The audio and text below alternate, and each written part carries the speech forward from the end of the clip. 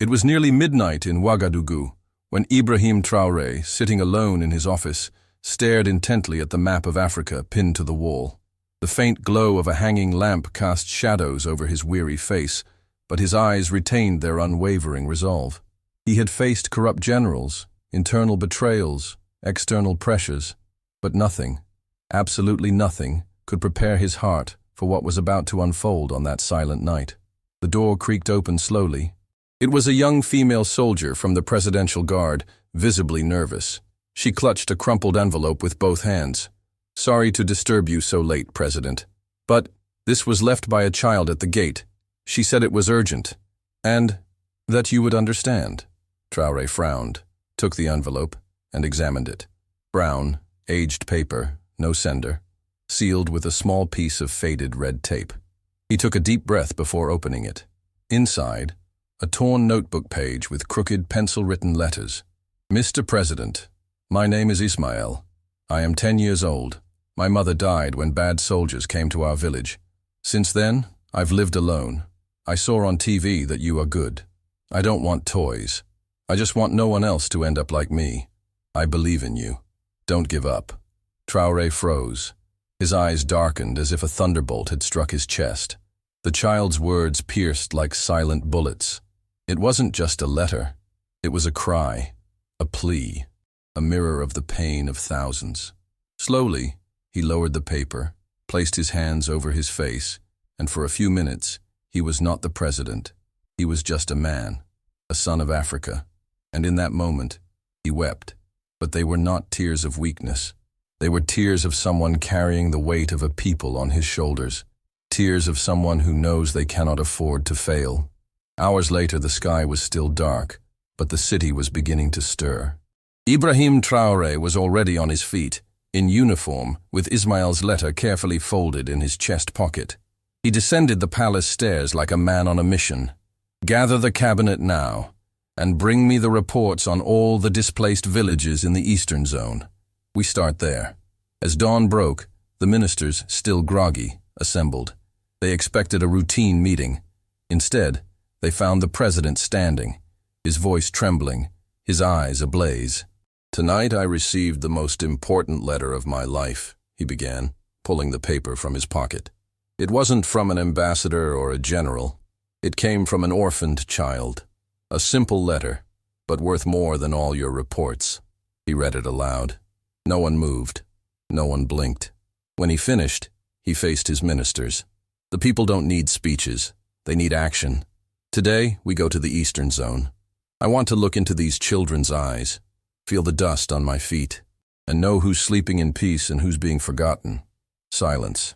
One minister tried to stand and protest, but stopped upon seeing Traoré's gaze. It was no longer a suggestion. It was a summons. Hours later, helicopters set off for Tapoa province. On board were doctors, engineers, soldiers, journalists, and Traoré, seated beside the pilot, clutching Ismael's letter tightly. When they arrived, a crowd was waiting. Many didn't know what was happening. Others couldn't believe it was true. The president, there, in person, among them? Traoré stepped off the helicopter and didn't head to a ceremonial tent. He walked straight to the hardest-hit part of the refugee camp. Children in tattered clothes, women with eyes dried from crying, men trying to hold on to dignity amid dust and silence. And then he saw him, a boy sitting alone clutching a piece of cloth, dusty hair, large lost eyes. Was it him? Traoré approached slowly. "Ismael." The boy raised his face. He looked, wary. Then, slowly, he nodded. The president knelt. He pulled the letter from his pocket and showed it to the boy. "I read your letter, and it changed everything." Ismael didn't respond. His eyes welled up, but no tears fell, until Traoré opened his arms. Then the boy ran. He leapt into his embrace. He cried, and for long minutes, no one said a word. The journalists turned off their cameras. The soldiers lowered their weapons.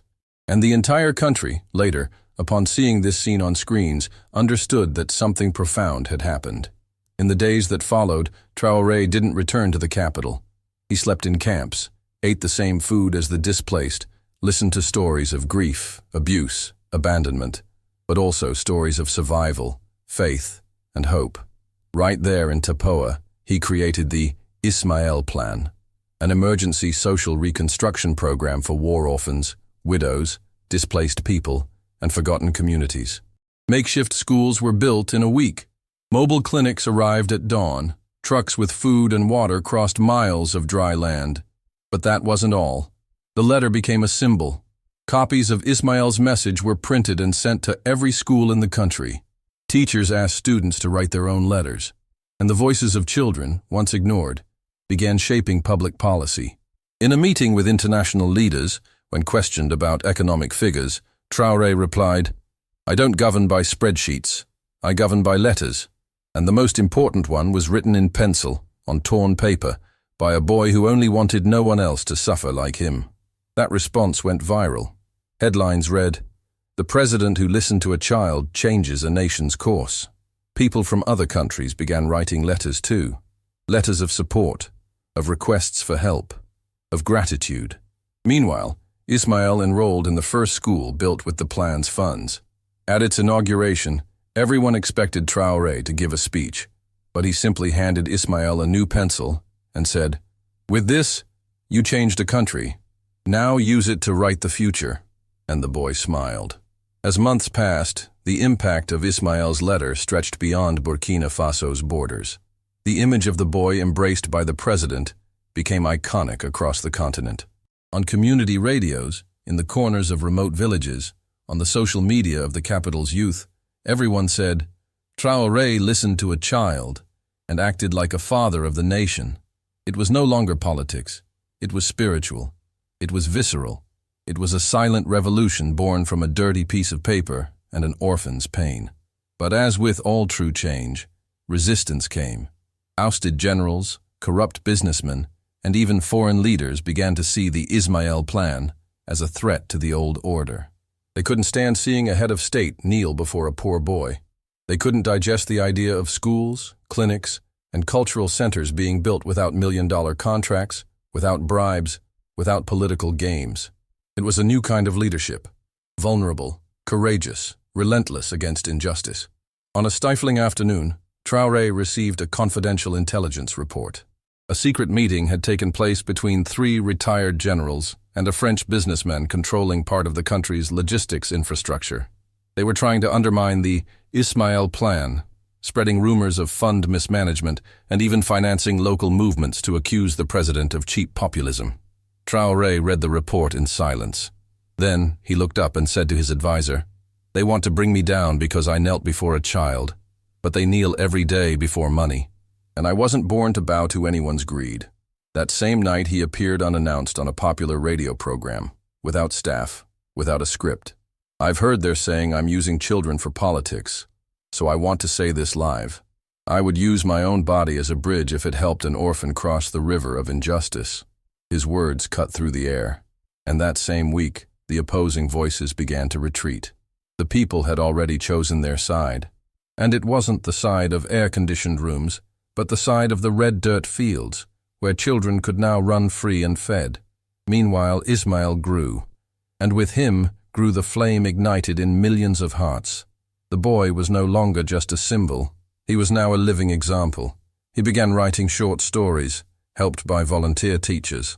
One was called "The Boy Who Wrote with Hunger." In it, he simply described how, with an old pencil, he tried to write even when his stomach ached. That story was published in student newspapers across the country.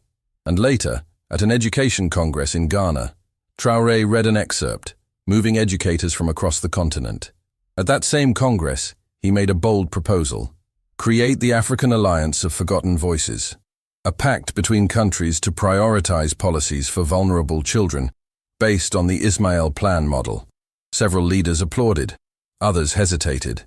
But when they saw Traoré step off the stage to embrace Ismail in front of everyone, they understood that this man was not just a politician. He was a redeemer of Africa's destiny. Back in Burkina Faso, the movement only grew. Young people began forming Ismail clubs in schools and neighborhoods. The goal? Write letters with requests, suggestions, and complaints to send directly to the president's office. In 6 months, over 120,000 letters arrived. Traoré ordered an entire center built just to read them. He hired psychologists, social workers, educators, and said, "If the state doesn't listen to children, it's deaf. If it doesn't feel their pain, it's dead inside. These letters will be our new parliament." But the turning point, the moment the world stopped, was when Ismail himself was invited to speak at Burkina Faso's National Assembly on a symbolic day, Independence Day. Everyone expected a brief, shy speech, but the boy, with a steady voice, said, "I lost my mother, but I gained a people. I was just a sad boy. Today, I'm a son of the homeland." The president heard me. Now I listen to other children, and I know we can change more, much more. Applauded standing, Ismail stepped down from the podium, walked to Traoré, seated in the front row, and handed him a new note, this time written with a pen, on clean paper, carefully folded. On it, a single sentence. "Thank you for not ignoring me." Traoré held the paper to his chest, stood, and embraced the boy right there, on national television. Tears fell silently. They weren't of sadness. They were of a mission fulfilled, of a purpose sealed, but the story still held its final twist. The next morning, a group of retired generals attempted an armed uprising. They threatened to seize radio stations, sent secret troops to the border, and, in anonymous messages, promised to restore lost order. The people found out, and they responded, but not with weapons.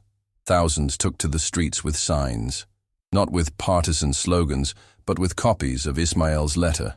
Young, old, mothers with babies in their arms, all repeating a phrase that had become a national motto: "No one lets go of Ismail's hand." The troops hesitated. Some soldiers refused to obey. Others joined the protesters. In less than 24 hours, the uprising was dissolved, not by force, but by conscience. That day, in a live address, Ibrahim Traoré appeared alongside Ismail, this time in a new uniform, not military but African, with traditional embroidery.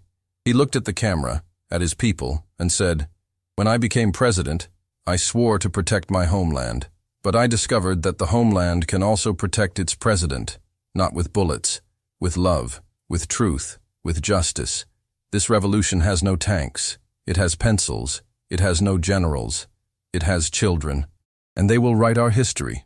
The entire country erupted in applause.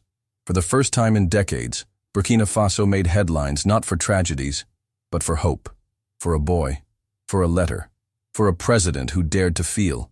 And that same year, in a public ceremony at the African Unity Square, a sculpture was unveiled. It depicted a child with a pencil in hand, and beside her, a man kneeling, his hand on her shoulder. The plaque read, "Here the future began." Years later, when asked what he wanted to be when he grew up, Ismail smiled and said, "I don't want to be president. I want to be like him." And he pointed to the stone monument where Ibrahim Traoré remained immortalized, not as a war hero, but as a man who heard a child's cry.